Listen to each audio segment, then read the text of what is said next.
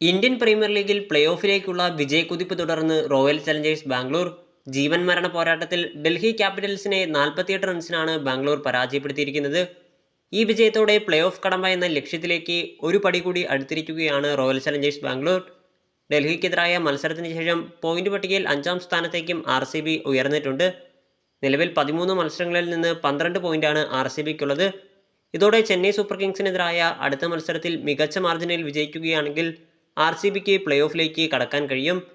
ഈ മത്സരത്തിലേക്ക് വരുമ്പോൾ ആദ്യം ബാറ്റ് ചെയ്ത RCB 8 വിക്കറ്റ് നഷ്ടത്തിൽ 187 റൺസാണ് സ്വന്തമാക്കിയത്. Rajat Patidar, Will Jacks, Cameron Green, Virat Kohli എന്നിവരുടെ മികച്ച ബാറ്റിംഗ് പ്രകടനമാണ് RCBക്ക് മോശമല്ലാത്ത സ്കോർ സമ്മാനിച്ചത്.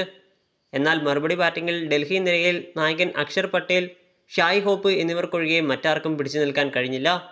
കൃത്യമായ ഇടവേളകളിൽ വിക്കറ്റുകൾ വീഴ്ത്തി RCB ബൗളേഴ്സ് മത്സരം പിടിച്ചെടുക്കുകയായിരുന്നു.